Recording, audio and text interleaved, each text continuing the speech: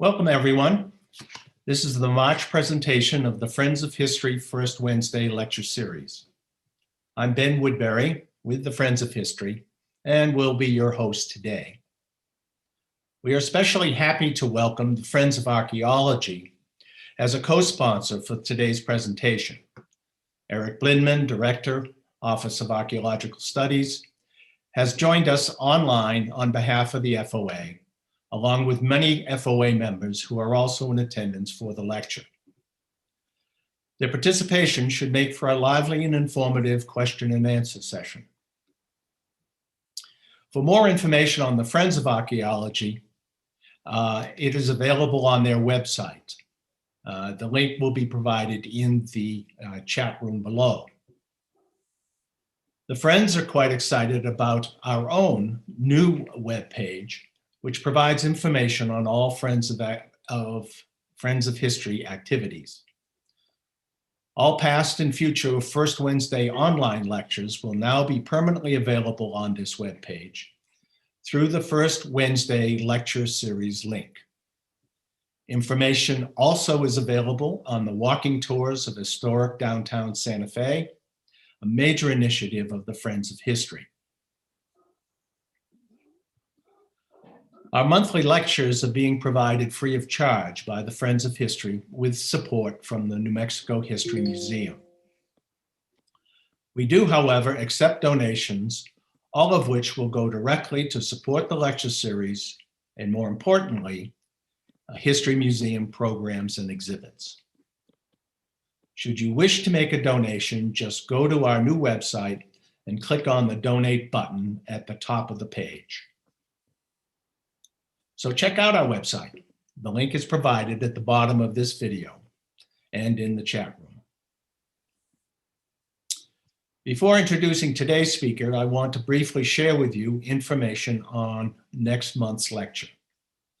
On Wednesday, April 7th, Cynthia Culbertson, a horse lover and author, will present Hoofbeats Through History, the story of the horse in New Mexico.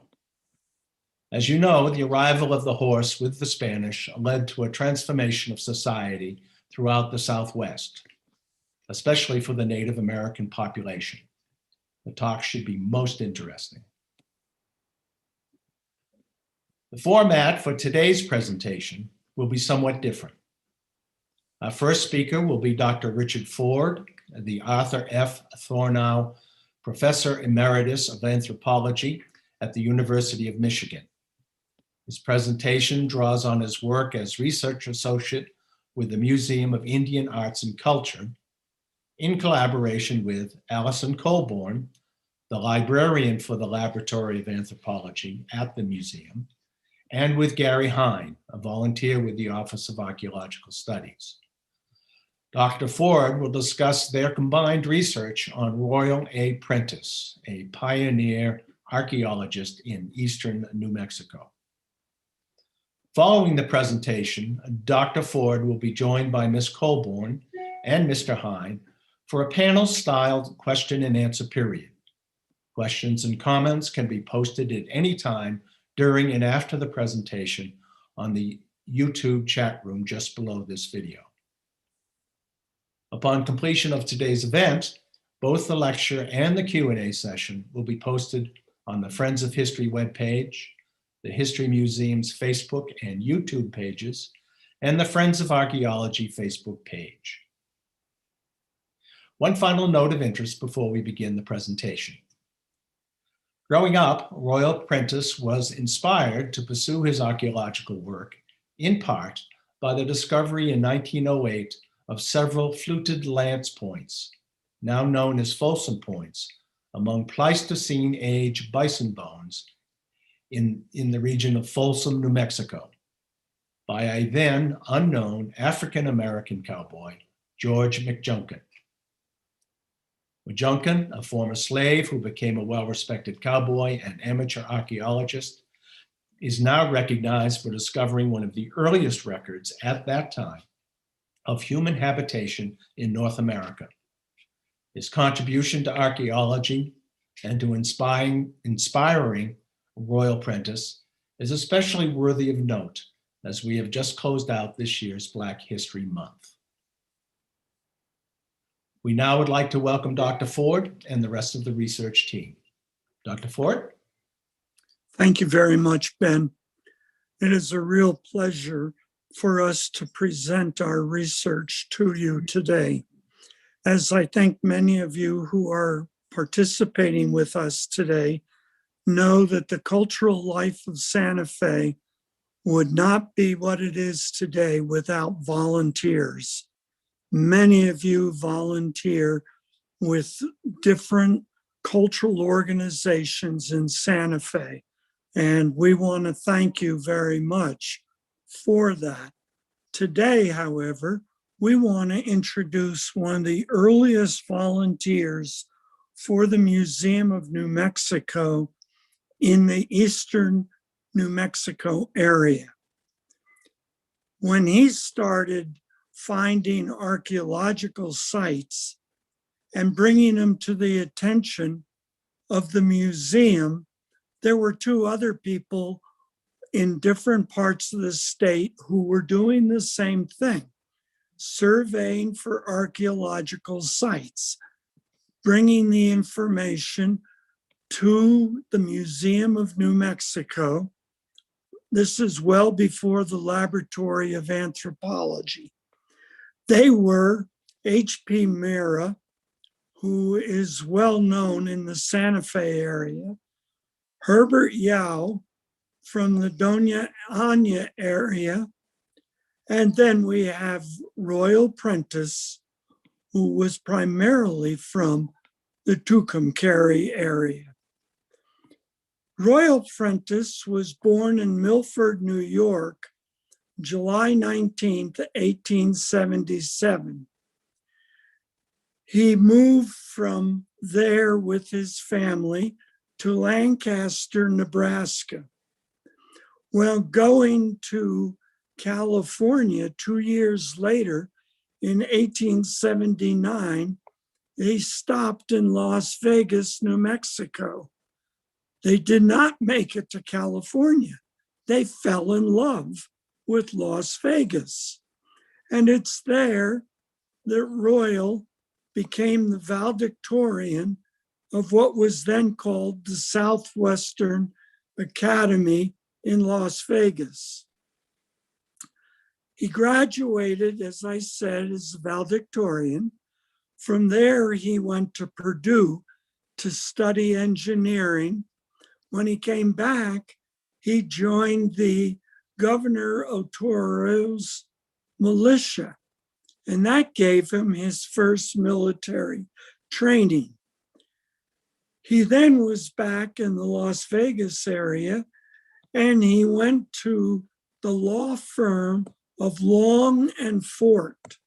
There he learned legal protocol, which was common in those days. He was a really smart guy, and he got into the New Mexico bar in 1898. When the Spanish-American War was breaking out, Teddy Roosevelt came to Las Vegas to encourage cowboys to sign up for the Rough Riders in the volunteer army. This is what Royal Prentice did as the second New Mexico citizen to sign up for the Rough Riders. In 1898, on May 3rd to be exact, he signed up, and his enlistment papers are on the left side of the screen.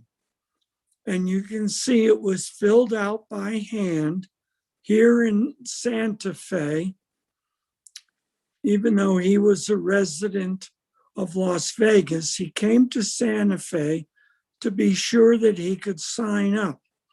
And it was in signing up that we got a lot of information about him as a person at that time. He was 5'7", fair complexion, brown hair, blue eyes. He worked as a stenographer and he was single. From there, he went to join the Roosevelt Rough Riders. They went to San Antonio for training. Now you have to realize that Prentice's hobby from high school on was photography. And when he went to Cuba, he was involved in 5 major battles in Cuba, including San Juan Hill.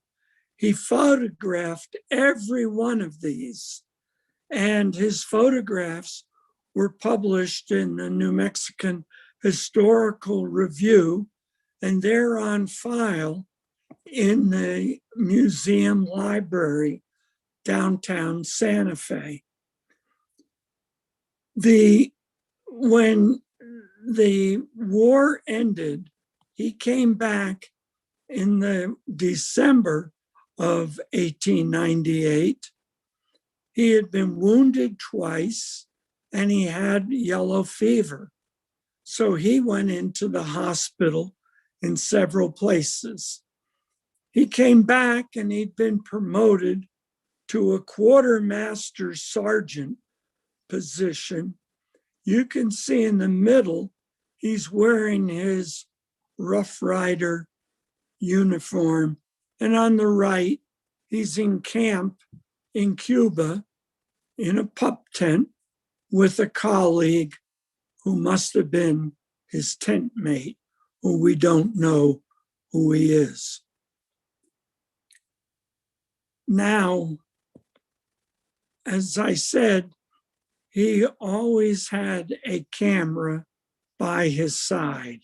The next slide is going to show that. After he left the Rough Riders, he was secretary to the Rough Rider Association in New Mexico, and he organized many of their conventions, as he did in 1950. And there you see he has a camera by his side.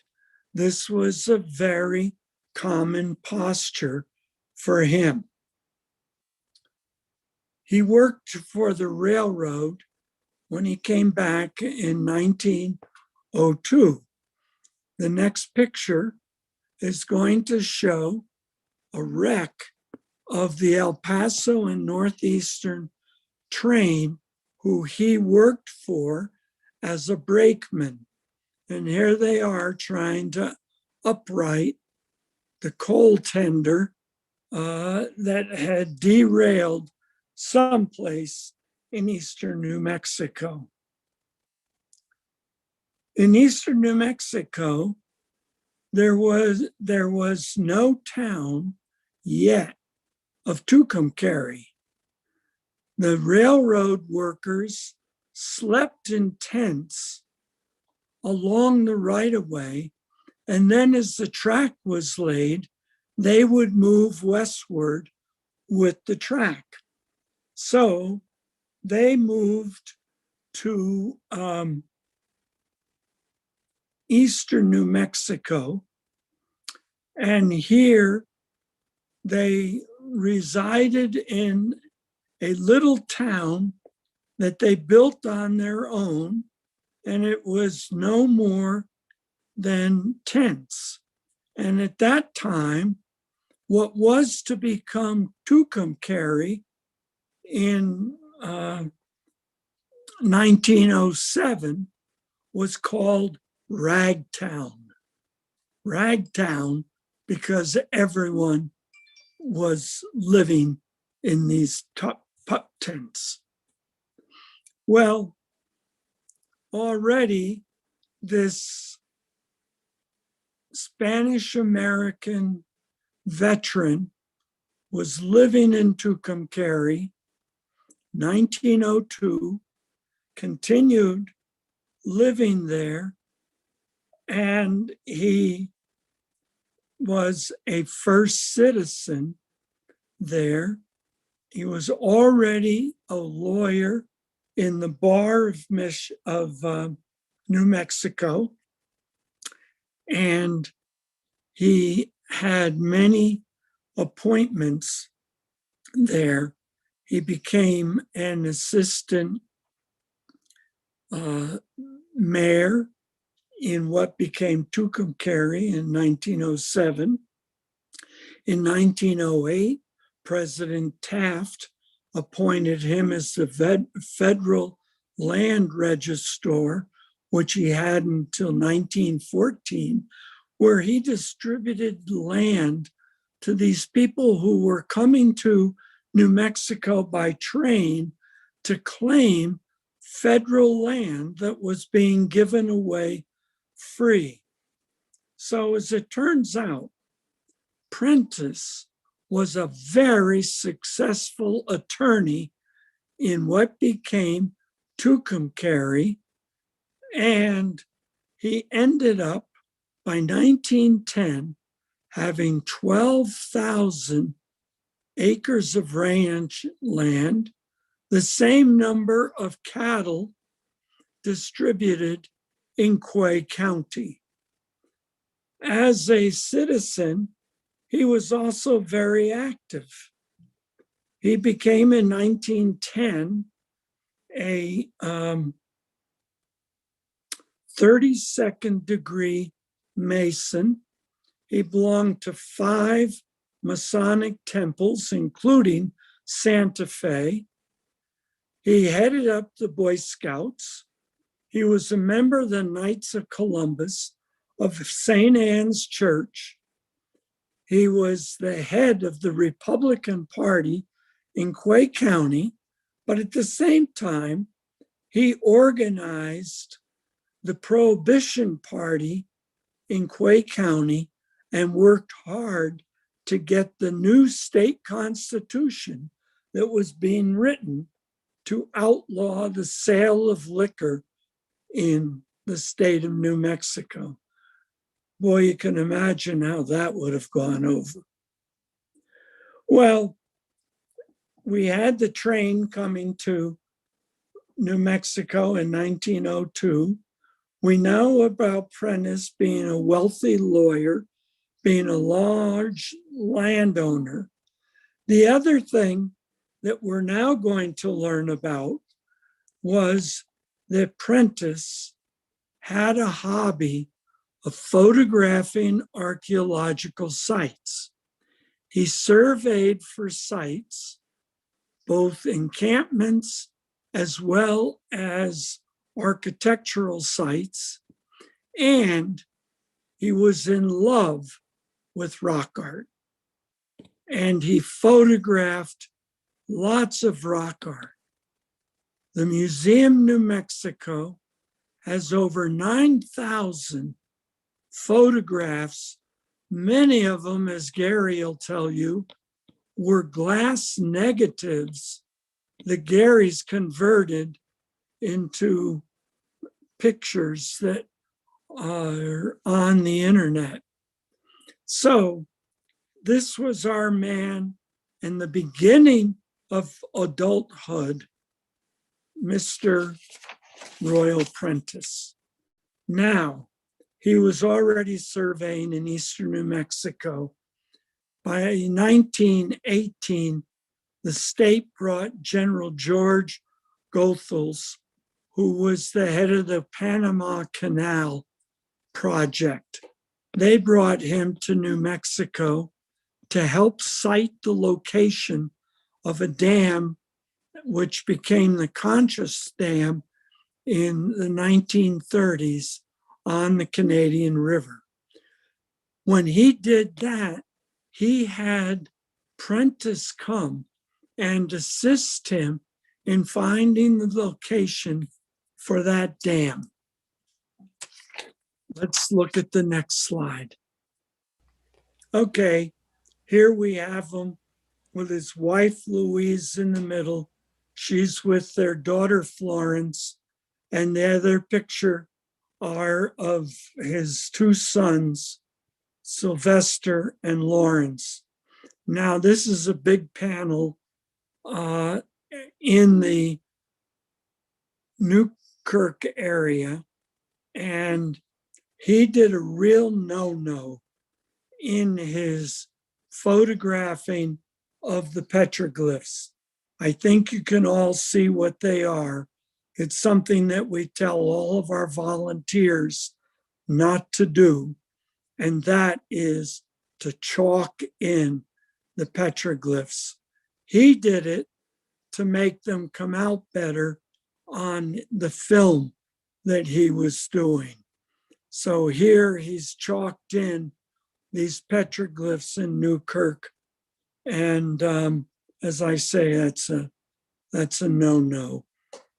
There's a picture on the left with him, with his daughter, and his wife and the daughter on the left, and then another woman who I don't know who she is.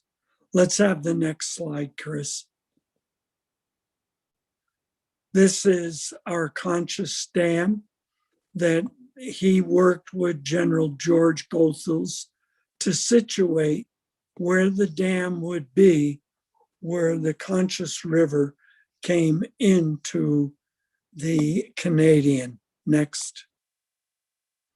The Canadian flood pool had a lot of archaeological sites. Most of them, if you can see the pictures, you'll see an ungulate on the left, and then you'll see other ceremonial figures on the right. Those are still visible today, but many petroglyphs are on the bottom of the flood pool at Conscious Dam. He tried to get the contractors to avoid as many as the petroglyphs as they could, but we still lost quite a few. This is one of the first sites he visited. This is called Rocky Dell and is in Adrian, Texas, on a tributary of the Canadian. There's a lot of rock art there. This rock art was first discovered when they did the survey for the railroad across the panhandle of Texas. And these were first published in 1856 on the railroad survey. They're an interesting group. These are, they suspect, are probably Comanche, but they are an elaborate array of different petroglyphs.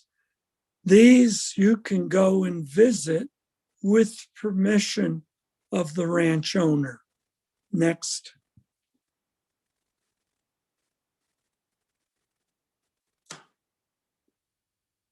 Another area that he surveyed extensively was the Pecos River Valley. He surveyed from Puerto de Luna downstream on the Pecos up to the state park. Along the way, he found just many, many petroglyphs, and he found several masonry sites like you see on this one on a ridge above the Pecos River. You can see that he was already getting lab numbers from the museum in New Mexico. There's one of the early lone ones, 508. Next. The place that he found with the most petroglyphs, well over 2,000 petroglyphs and other sites, was the Pintado Arroyo in both Guadalupe and in Tejares counties. Here's another site on the left.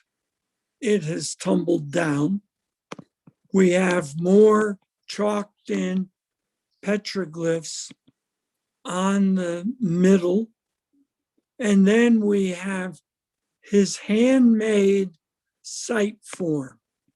He was using his own site forms well before Mira came up with the famous Mira cards that were part of the site.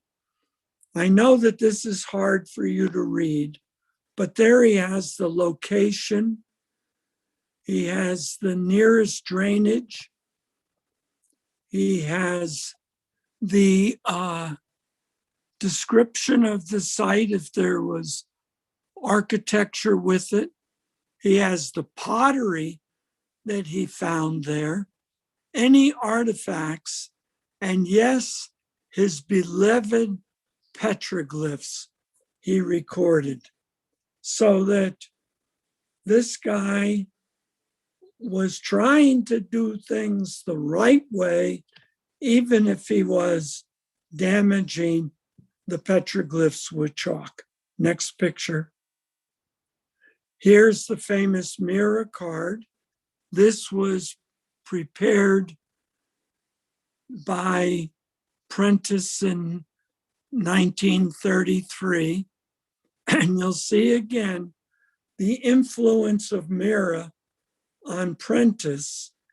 Mira taught him the different pottery types throughout eastern New Mexico. He would then record those on the cards and gives us a record of what he was finding. Next. The only excavation he did was influenced by McJunkin, and those were Pleistocene animals. He found the site of a buried mastodon in the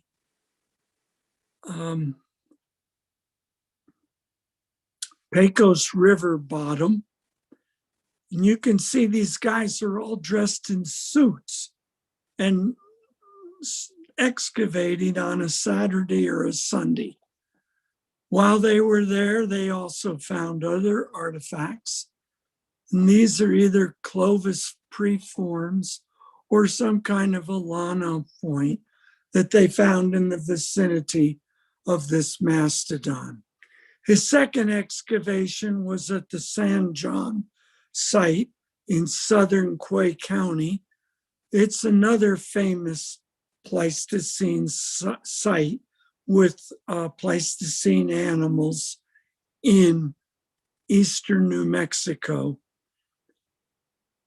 Prentice was thanked by Johnson, who had a Smithsonian monograph about the site, where he thanks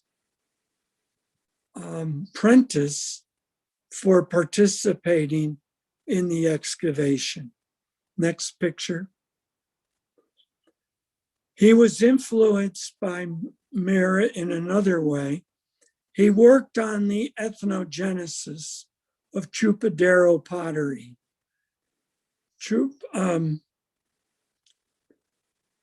Chupadero pottery he found in almost every site that he surveyed in the Pintado Arroyo. This suggests that many of those sites, well over 200, were probably occupied by the Humanos Indians, who were very numerous, though they were also called the Tompiros, and they seem to have stretched their inhabitation from the Rio Grande over to the Pecos River. Next. The Bell Ranch is the next place where he did a lot of survey. Here he found many, many petroglyphs, and you can see the petroglyphs had a lot of ungulates, and he photographed these on the Bell Ranch. This one is on the western side of the Bell Ranch in the Newkirk area. Next. This is Zora Spring in the northwest corner of the Bell Ranch. I think many of you are familiar with the Bell Ranch. It's one of the largest ranches in New Mexico. Here you see a lot of abstract petroglyphs that he photographed. Next. On July 4th in 1933, he went to visit Professor Holden from Texas Tech, who brought students over to excavate the Glorieta site, which is now known as the Arrowhead site on the Pecos National Monument. You can take tours out there if you sign up by calling the Pecos headquarters. Here you can see that they had just finished, the students had just finished roofing the kiva and reconstructing it. That's all gone now. All that's left is one beam over the kiva. Next. This is a very controversial one. When he was surveying on the Pecos, he went to Hidden Lake, which is just outside of Santa Rosa along the Pecos River. Hidden Lake you can see on a map. That land has just been sold, so we can't get to any of these sites unless we get permission of the new landowners. However, Prentice told Stanley Stubbs at the museum about his finding of these petroglyphs. The one that he found first is the picture on your left. Louis Hewing, who was an artist in Santa Fe, he went out and made a silkscreen copy of this. Of course, he took artist license with the reconstruction of this because so much had weathered away or had been vandalized. Now, why is this controversial? Some people think that this was done by Boy Scouts. I took a copy that Allison gave me of Louis Ewing's silkscreen and brought it to Hickory Apache elders because it was claimed that this was done by the Hickory. I showed the Hickory and they recognized some of these as being part of their religious pantheon, such as the eagle in the middle, the bison on the left, the snake on the bottom. These, they said, how would the Boy Scouts know about these? They had never been published in 1930 when the Boy Scouts were to do this.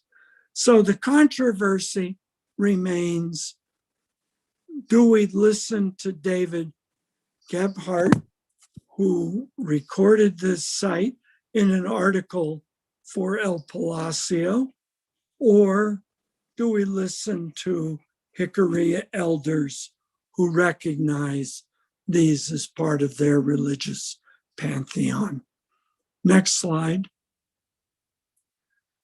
The other thing that Prentice was interested in was Coronado and his presence in eastern New Mexico. Now, his concern was, how did Coronado cross the rivers so that he could get to Quivira in eastern Kansas? And it's remained a question that historians have asked many times. Almost every historian who's worked on Coronado has come up with a different explanation for the route that Coronado took across the grand grasslands to the east. The latest contributor to this is Richard Flint. Next slide. Well, here are two maps. One is Prentices Map. He was a very good cartographer, as you can see from this map on the right. When they went out, he brought a group of Boy Scouts with him, and they went down the canyon that goes from the Pecos ruin. You can still follow that on a paved road today to the top of Row Mesa. And then you go down Blanco Canyon to the Pecos River. And that's the route that he took. He felt that they crossed the river to the north, but that wasn't his big concern. His concern was, how did they cross the Canadian? He used deductive logic to figure that one out. He decided that the Canadian River had so much quicksand and not an abundance of wood that you could use for building a bridge, that they had to have crossed just south of where the Mora River ran into the Canadian. On your picture, that's at that Y that you see on the top left-hand side. That's the area where Prentice thought they crossed to get the grassland on the other side. Next. He then proceeded to take these Boy Scouts in a Model T Ford truck that the Boy Scouts owned, and their bedding, you see, hooked down. And the truck was called Columbine, and Prentice took them on this tour, recording petroglyphs along the way. In 1936, Prentice wrote a book that's very rare to find now, and that's what's pictured on the right side here. Gary went to the University of Texas in Arlington, which has the only copy that we were able to locate and that Allison could find doing her archival search. And Gary got it, got permission to duplicate the pages. So we now have a copy in our lab library here in Santa Fe. thanks to the good librarians, the University of Texas, Arlington. Next. Along the way, the Boy Scouts went with Prentice up David Hill, which is located on Route New Mexico 39. You go to the top and there are all these stone outcrops and they're filled with petroglyphs, one of which you see here, again with lots of ungulates and with serpents on it. Next. Here are a couple more that came from there that Prentice recorded and photographed. And as you can see, he was still in a habit of chalking in these pictures. Next. Another thing he did was to return to the Canadian to look for shelters that had pictographs. This is one that he found at Conant Spring, just across the border into New Mexico. It's a Hickory Apache legend that shows them hunting a bison. You see that on the left. They were stealing horses. You can see horse tracks indicating that. You can see them with holding a shield. You can see them with their bonnet riding a horse. Here on the right is the shelter where this pictograph is still found. Next. There were a couple of other pictures. He was a good student of ethnography. This guy was a very intelligent, wealthy lawyer. And his hobby of getting all of these is incredible. And so these he felt were done by the Comanche. And here we find a warrior with his shield, known as shield figures, a Comanche guy on a horse hoofs, indicating that they were stealing these horses. This is another one that he found. This one is not from the Canadian. This is from the Sombrero Gap ruin in the Pintado Arroyo in Guadalupe County. And here we have a couple of things. We have a shield. We have an animal whose tail is tied up to the shield. And then we have a parflash, which is a very common carrying container that the Plains Indians used. Next. Here's another one from the Canadian.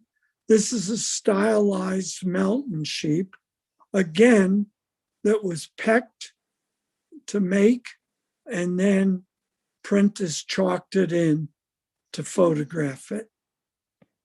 Next. Well, go back one.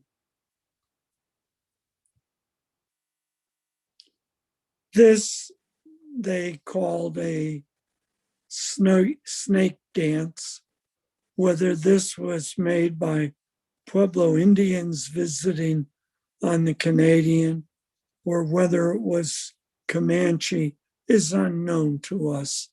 This needs a lot more in the form of a study.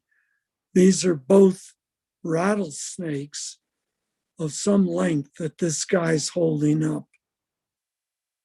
Next. Prentice did a lot of traveling with his family around the state. He did a lot of trailer camping. So with his station wagon, he pulled a small trailer that the family camped in. And he photographed lots of scenes, not just archaeology sites on these tours. Here is one that I put in for your appreciation. He went to the top of Hermit's Peak with his boys to photograph the hermit on top of Hermit's Peak. If you never saw the hermit before, now you're seeing him today. An interesting character. Next slide. Prentice and his wife are buried in the Memorial Park in Tucumcari. They had lived their whole lives from 1907 until her death in 1882. Now, if you will look on the picture, you will find something interesting. It says that Prentice was born in 1882.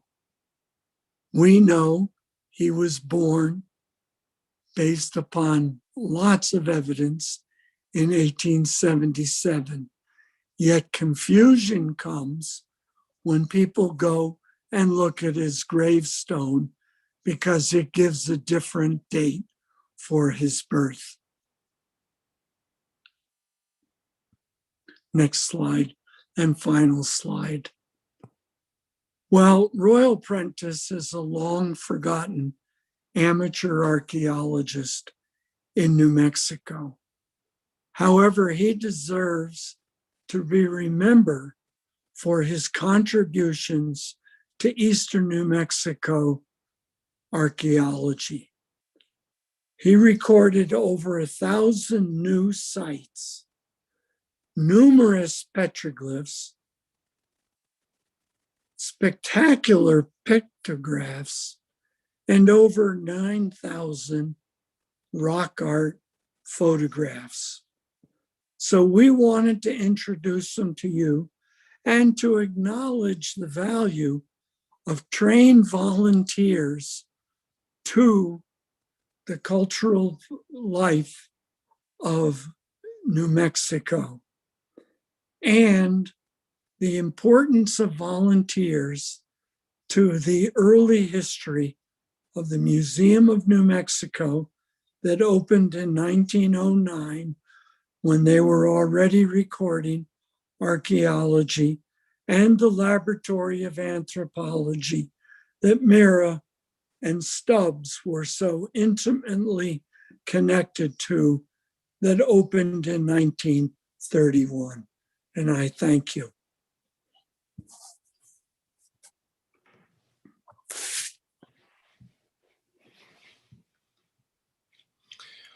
So, Richard, thank you very much. A fascinating individual, clearly really struck by how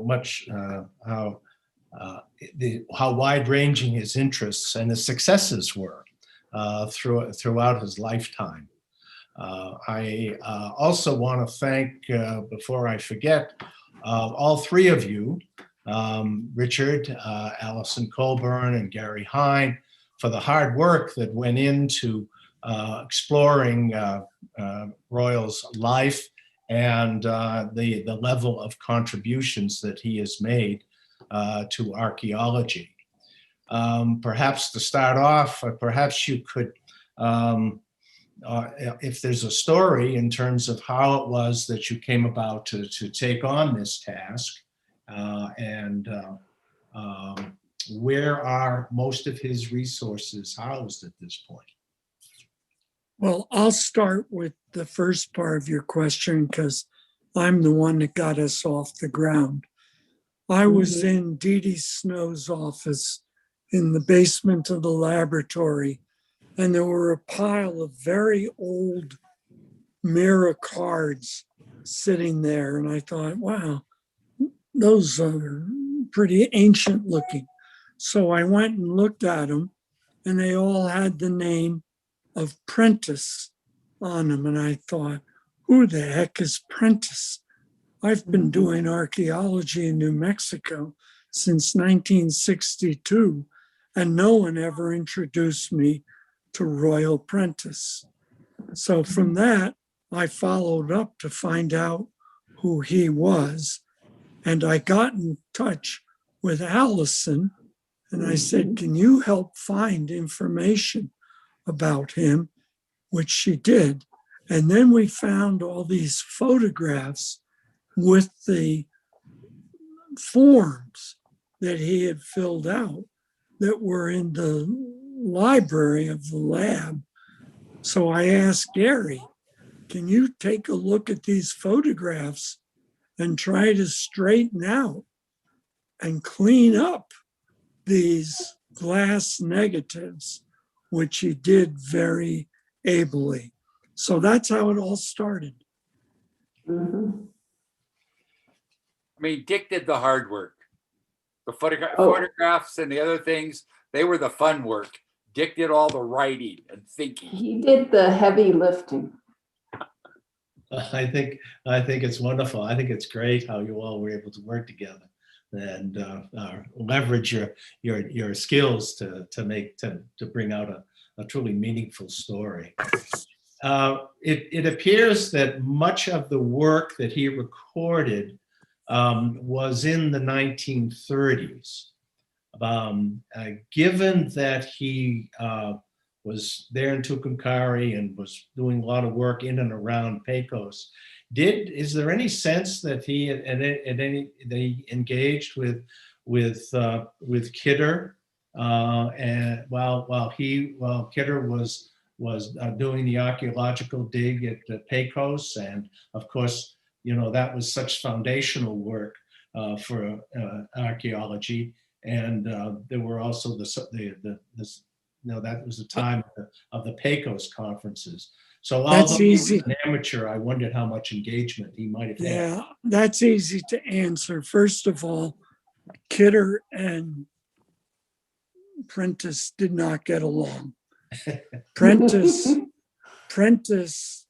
thought that Kidder was too narrow in his outlook for archaeology in New Mexico, that he was ignoring Eastern New Mexico archaeology and wasn't surveying enough of Eastern New Mexico to tie it in to Pecos. The other thing is that Prentice did attend the first Pecos conference. When the report was written by Kidder, Prentice was not very happy. And so he was upset that what he had presented at the meeting was totally ignored by Kidder. So Prentice turned around and rewrote part of the Pecos conference report, making it Eastern New Mexico. And that was never published, but it's in the library of the Chavez Library in Santa Fe. And so the heated dialogues of archaeologists at very early points. So I can imagine. For those of us who perhaps don't have as much background, could you talk a bit about Mera and his role and contribution and his importance, with embodied, I believe, in the Library of Archaeology. Dick, do you want me to take that one or? I'm not going to talk anymore. Oh, okay. So H.P. Mara was one of the first people that worked out of the laboratory of anthropology, but he actually came to New Mexico to set up a tuberculosis hospital with his brother Fred. And he was actually very involved with the Friends of Art and Friends of Indian, I'm blanking, but working out of the Museum of Art. So before the Laboratory of Anthropology was even built, he was part of the Santa Fe scene and the Museum of Art. And Mara is today still consulted regularly for his work on pottery typology.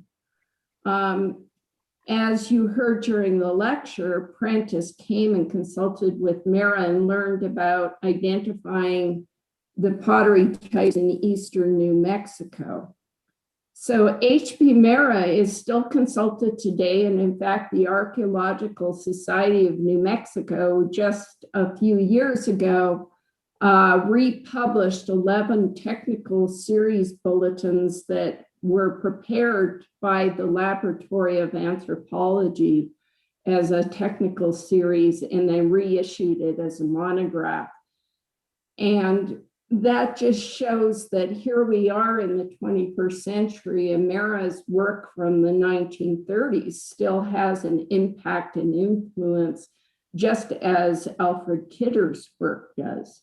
Oh. So Stubbs worked out of, Stanley Stubbs worked out of the Laboratory of Anthropology, H.P. Mara, and Alfred Kidder. They all have this history and connection with the Laboratory of Anthropology. Oh, wonderful. Thank you. We do have a question, and it's for Richard. So, and of course, it may apply to you as well. Have you seen many of the petroglyphs that Prentice photographed? I've seen some, but Gary and I were going to make a couple of trips to go, especially up that David Hill, because there's so many that are up in that area that Prentice photographed. And we've seen these. Gary and I have done survey of petroglyphs just between Interstate 40 and Vaughn on a big ranch down there, and it is filled with these ungulates. And yet we're seeing in a lot of Prentice's photographs ungulates of a similar style, but probably a little earlier than what we had surveyed. So I leave it to Gary to respond to that. Well, the Newkirk site, if I remember right, is about maybe 5 miles north of the ranch that we were on. So, I mean, it's a large area that probably could rival the Galileo Basin in terms of image count. Uh-huh. Well, that's wonderful. I know most of the petroglyphs are predominantly Plains Indian, Utes, Comanche, Apache. Did I see that correctly in terms of what Prentice was discovering? A lot of them are earlier than that. Okay. There are a lot of the petroglyphs that are in different archaic time periods. Got it. A lot of what you're seeing that he was photographing are developmental period petroglyphs with just lots and lots of animals. Mm-hmm. Okay. Let's see here. So I will ask Allison or Chris Are there any other questions we've missed that we would like to present? I would like to make a comment about the chalking. There is, well, no, I mean, it's something that we've learned not to do because it leaves trace minerals and things like that that make it difficult for additional science to happen at a later point. Okay. But there is a panel on San Cristobal that was chalked by Prentice, and you can't tell it today. But I have a feeling that if you applied some microscopic science or something like that, you would find residual pieces of chalk deep in some of the grains. But the whiteness of the original chalking is long gone. I mean, it's not a commercial to chalk, but it's an interesting thing that I've observed. Uh-huh. Mm. All right. Any last comments from our panelists or our guests? Eric? Yeah, I think the value of the archive that Prentice has left behind is absolutely remarkable. It's one of those things that could easily end up in someone's garage somewhere, one or two generations down the line, so that far removed, it's just a box of old photographs. And I guess one of the things that I just want to make everybody aware of is that many times some of the most important historical documents we have can exist in collections like those of Prentice. And that if they get into an institution, if somebody like Allison has the incredible determination to track things down and to make sense of them, they can yield. And again, Santa Fe focused, the Laboratory of Anthropology focused, the Museum of New Mexico focused. Yeah. There's areas of the state of New Mexico that were the favored and favorite landscapes of so many people who may not have the connections to make these things, to get these things preserved. And that's one of the points that I'm really struck by. And if they get preserved, then it opens up the opportunity for this incredible research that Richard and Allison and Gary have pursued. So I want to congratulate everybody involved for the foresight and the diligence to take something that was preserved and give it context and meaning. So thank you very, very much. Oh, thank you. One of the things that I could add in terms of the work I'm doing in the library is, since bringing up the new library system in 2014, which is web-based, I'm going back through and recataloging or rebuilding the database in many instances, but making the context of Eastern New Mexico often is referred to as plains or high plains. When it's Paleo-Indian or archaic, for example, I'm ending in geographics like the Llano Estacado as an organizing element to make it easier to pull out the material. So you can pull it out by time period, but geographic also. And when specific native groups are discussed within archaeological reports, I am putting that information in also. So the whole idea is to just make it much more easy to search and pull that material out, everything that relates to one another. But I just thought I would throw that out there because a lot of the Llano Estacado, Eastern New Mexico, Panhandle region archaeology was very disparately referenced as plains, or it would be Texas Panhandle. Well, the Panhandle, of course, crosses into Oklahoma. So paying a lot of attention, and I do a lot of cataloging now, you know, like Pecos River Valley is an organizing element because it's about landforms is where these sites show up. So all of that is becoming an organizational element, making it easier to research, at least in the catalog. And I just thought I would throw that out there, that working with people like Dick and Gary and all the researchers, every time somebody comes in and asks me for something like mezcal roasting, all of a sudden I discover mezcal roasting is important. Well, how is that important? And that ends up in the database as a searchable element.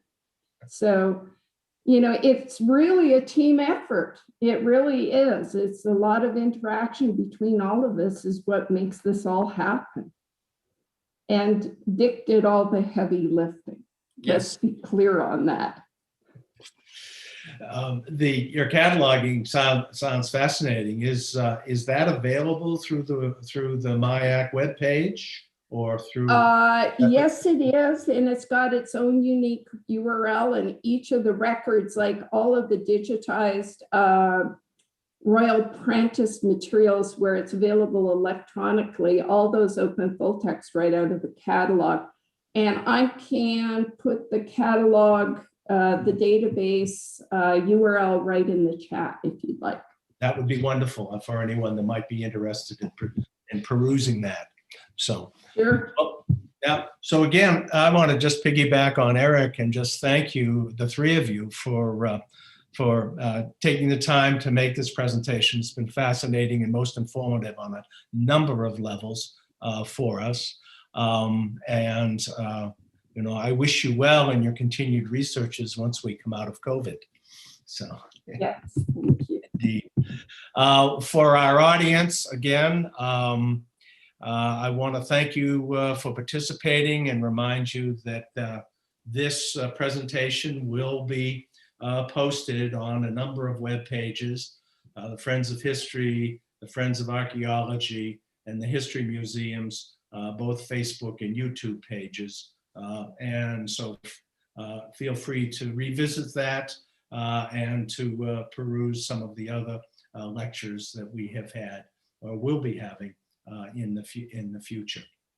Again, Eric, thank you for joining us. Appreciate that, and feel very fortunate to have the Friends of Archaeology as a co-sponsor for this presentation.